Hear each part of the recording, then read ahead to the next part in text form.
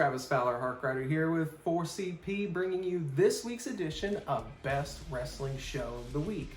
Now, this week we did something a little bit different, and instead of giving you a huge video that had a recap of every show with the winner selection at the end, we did the short recaps through the week, and today you just get the winner for this week's Best Wrestling Show. But before we get into that, let's talk about two things. One, if you're new to the channel, please hit that subscribe button, and if you like what we're doing over here, make sure you give us a like, comment, and share on this video, and don't forget to hit your bell notification so that you're notified anytime there is a new video uploaded to the channel. The second thing we need to take care of is talking about SummerSlam as the overall product last night, which was a really good show. On a scale of 1 to 10, I would give it a 7. The reason being is because it does pass all of the main qualities that I like in wrestling. It had a lot of surprises and shocking moments, and just overall it was a fun show with really good wrestling matches. There's also going to be room for improvement, but this was the first official Triple H era pay-per-view, and it came off amazingly well.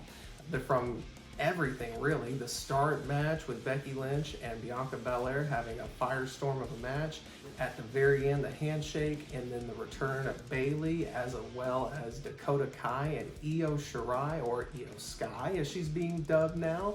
That was amazing. To Logan Paul showing up and showing out, Pat McAfee in the same vein, Edge coming back, a freaking tractor tipping over the ring, and that last man standing. It just overall was a fun show. First one out for Triple H, it was a solid success. Now, let's talk about who had the best wrestling show this week. There were a lot of good things as a whole in wrestling this week, but honestly, there's still only one definitive winner. I can tell you one of the things that bugs me about having AEW is that they do a lot of gimmick / blood-like matches where almost every week you're either going to get a gimmick match or you're guaranteed somebody to bleed. And the one thing about using blood in professional wrestling is it can be overdone very quickly. They had two different points in the matches this past week where two men bled. Coincidentally, both from Blackpool Combat Club. Who would have thought? But that needs to kind of be toned down a little bit. Overall, though, I would have to say that once again this week, for the second straight week, Impact Wrestling delivered on their overall weekly show.